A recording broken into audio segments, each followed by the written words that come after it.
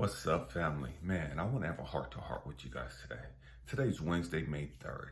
Man, and I struggled with, man, what am I going to talk about? You know what I mean? And as I was dealing with some stuff last night, God put it on my heart. Man, this is what you need to get up and talk about in the morning. Man, I'm excited and I'm conflicted at the same time. You know what I mean? I'm excited and I'm uneasy at the same time. What am I talking about? Man, so today I'm on my way to Florida. Well, I'll be on my way to Florida tonight, to go visit a beautiful soul, you know. Um, but this will be the first time in 9 years that I've gone to Florida. I haven't been to Florida in 9 years. Because the last time I was in Florida, man, I was burying my brother. And that kind of messed me up. You know what I mean? I was kind of cool in Florida. I didn't want to go back to Florida at all, because of the last time that I was there. I was saying goodbye to my one and only brother, and that put a bad taste in my mouth. And I didn't get a chance to really process and grieve his passing because shortly after his passing, man, I found out that my late wife had breast cancer. And so my attention shifted from my brother and grieving that whole process to, man, now we're fighting for this right here, you know what I mean? And so I never really dealt with that issue of, man, that entire grieving process, because there is a process of grieving. There's a process of losing something, or losing a loved one, whether you've been married or not. If you've been married, if you've been in an intimate, loving, compassionate relationship like marriage, and it ends and you don't want it to end, that's like a death. That's another grieving process. It's like as though somebody's died. And that's what it feels like. Stay with me. We're going somewhere.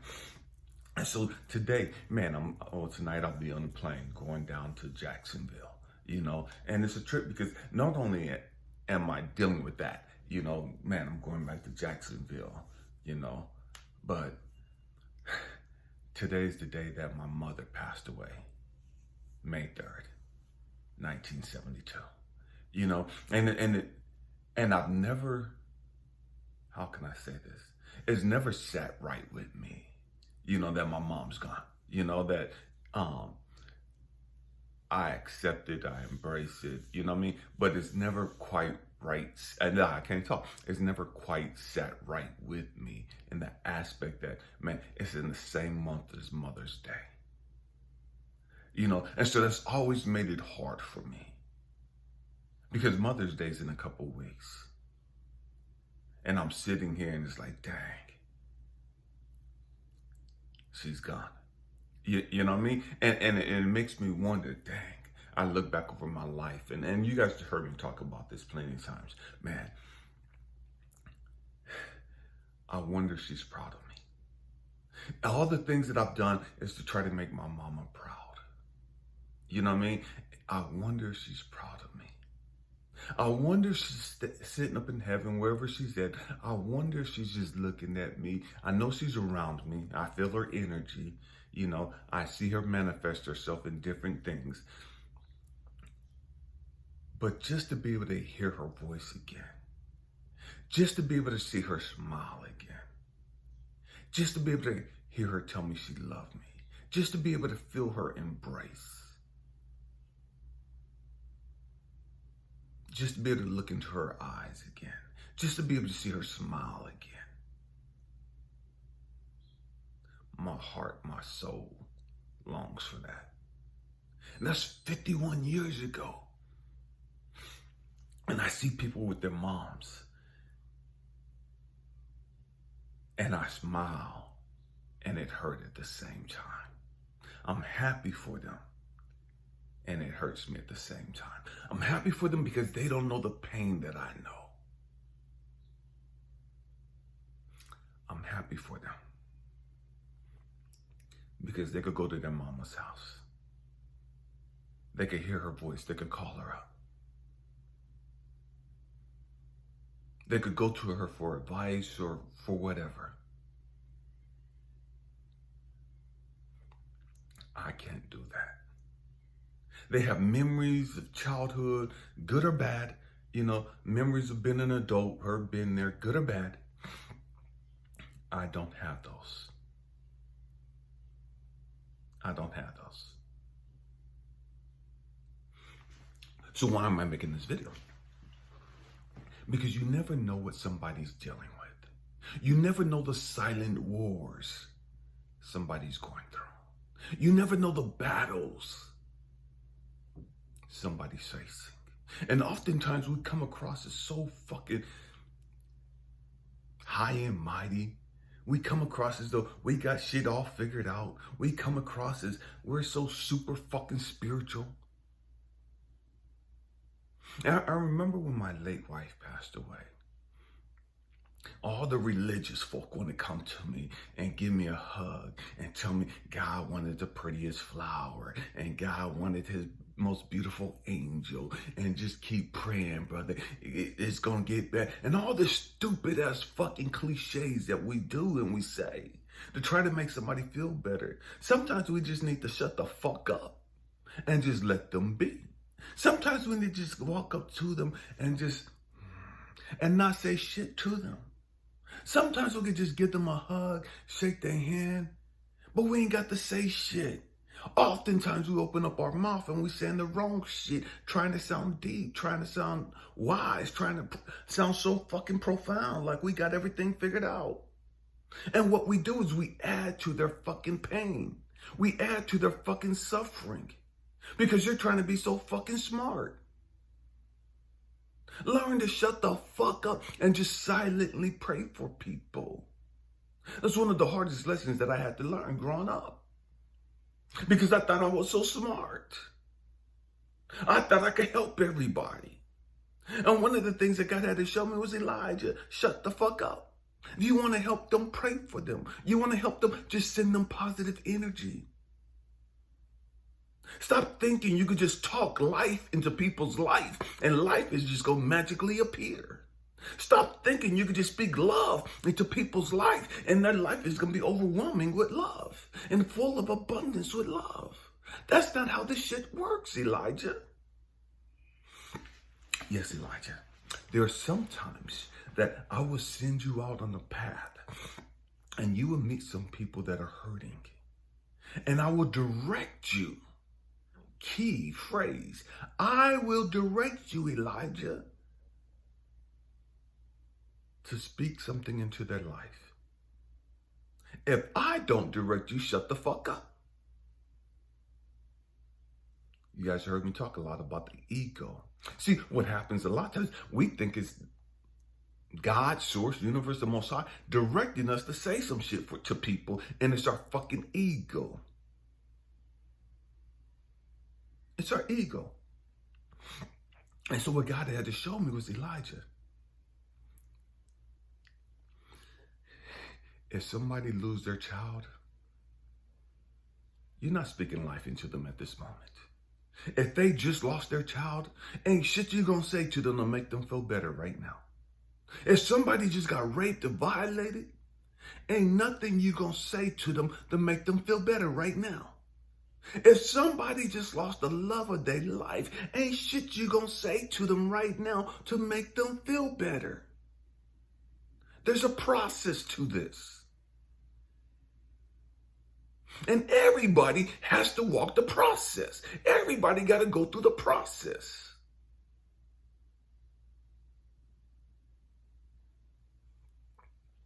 How many people loved somebody that was addicted to drugs, that was addicted to alcohol? And this is what God had to show me. There's been millions upon millions of families and people that have had someone, a child, a mother, a father, a sibling, a niece, a nephew that was strung out on dope, strung out on alcohol. And they've tried to speak to these people and tell these people all this stupid ass shit that they thought was right. What this person need to hear and then make them get their life right. No, the fuck it ain't. Ain't shit you gonna say to somebody who's going through the process of whatever it is that their journey has them on that's gonna make them change their life instantaneously. That's going to make them change their life in a matter of minutes. That's extremely arrogant of us and borderline narcissistic to think that we have the ability just to walk up to somebody and we don't even really know the pain and the depths of their pain.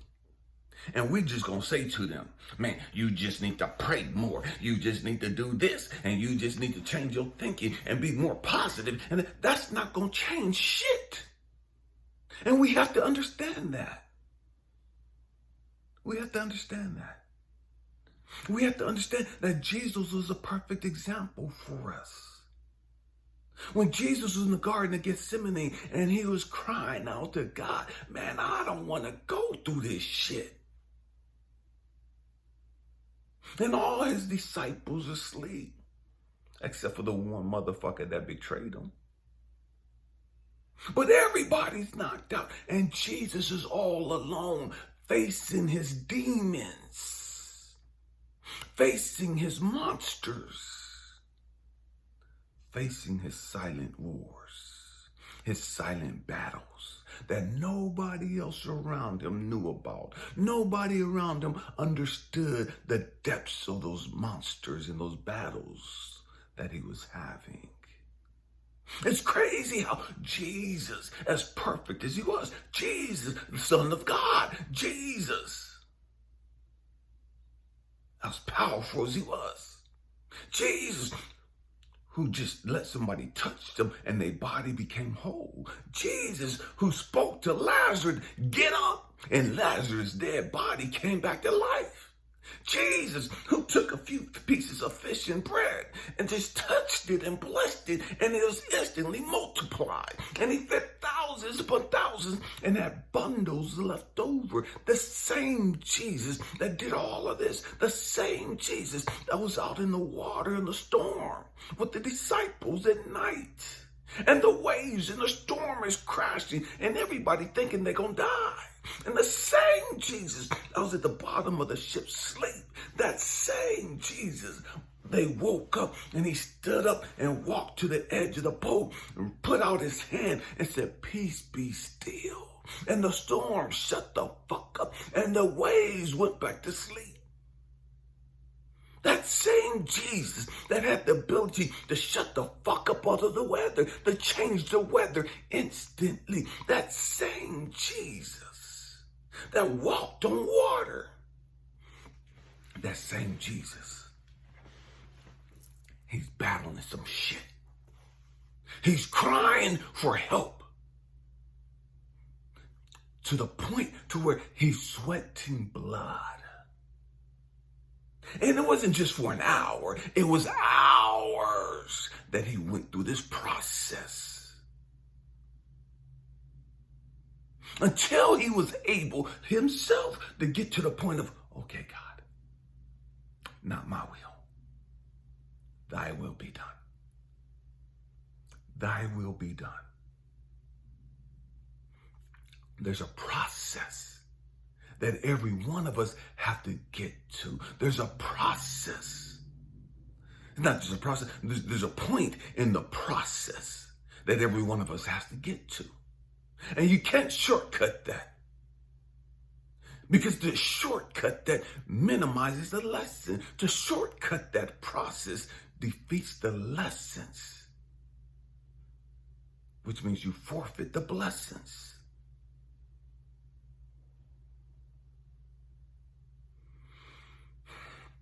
We have to humble ourselves. We have to understand that we ain't got all this shit figured out. We have to understand that, man, every single one of us is fighting something. Every single one of us is dealing with something. So instead of trying to judge them and belittle them and think that they should be further along in that process, man, we have to learn to just sit back. We could send them all the positive thoughts, the positive energy. We could be there for them if they need a shoulder to lean on. If they need somebody to cry to. If they're asking for a different perspective, we could be that for them too. But what we should not be, what I pray that we never be again, is that we come across as those self-righteous Christians who came to me when my wife passed away and had all these stupid cliches to say. Nothing deep, nothing profound, nothing God sent. They just felt like they were supposed to say something, and so they said something. Because they hadn't learned how, or they hadn't mastered the technique of shutting the fuck up and just silently praying. They hadn't mastered the technique of truly being led by God.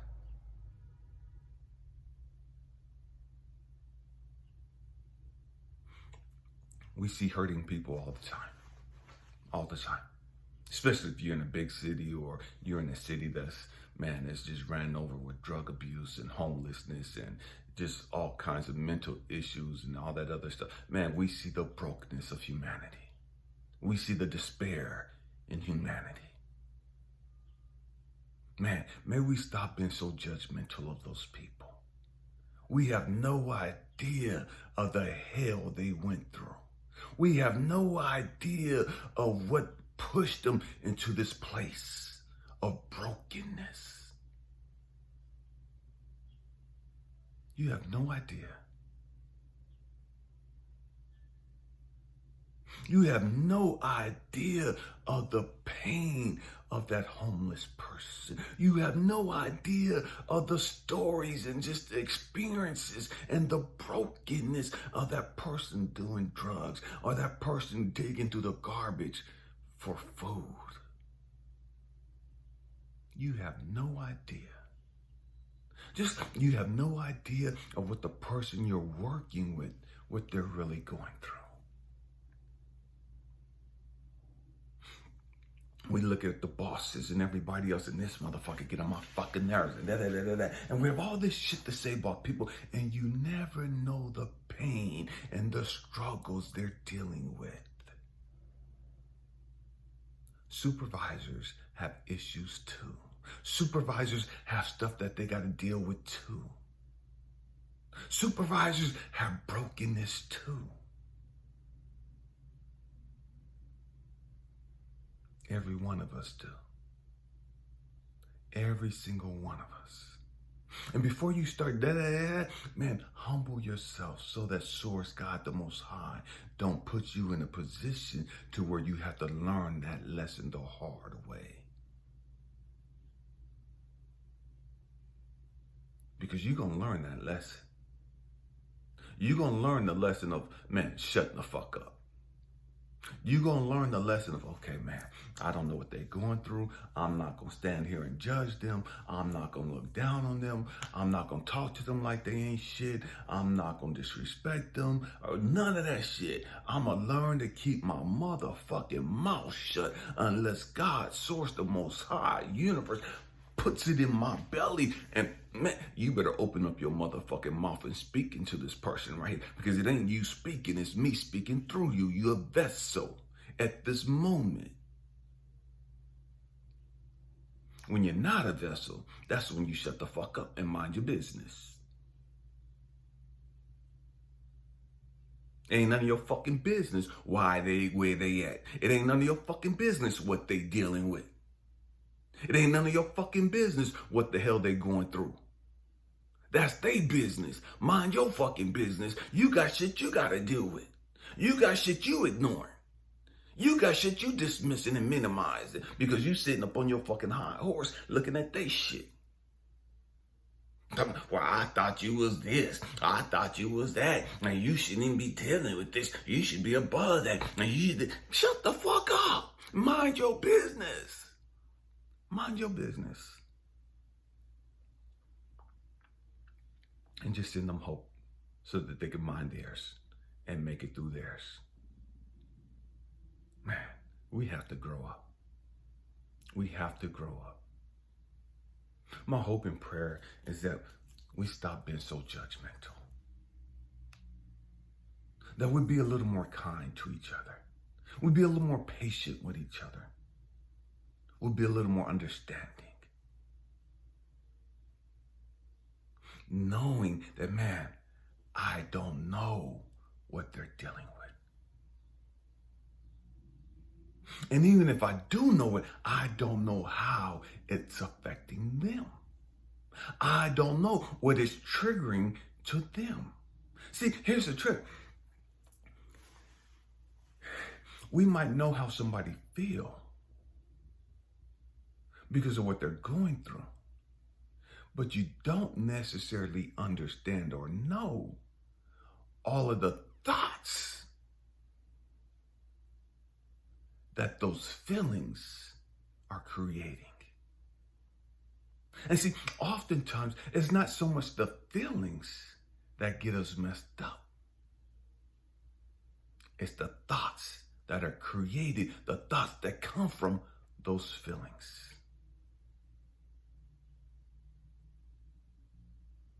It's the thoughts.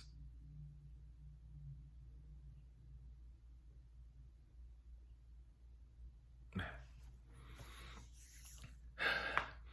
Pray for me, family, as I continue on my journey, my growth and development. Man, pray for me as I do what I got to do today and then jump on this plane. Like I said, I'm excited and I'm nervous at the same time. I'm excited and have a lot of things going through my mind. You know what I mean? A lot of stuff going through my mind. You know, and this is a heavy day for me. You know, especially with the passing of my mom on this day. This is a heavy day, and so, man, I'm asking for your prayers today. I'm asking for your energy of love, of compassion, of mercy. I need that today. I need that today. I love you guys. Happy healing. Peace.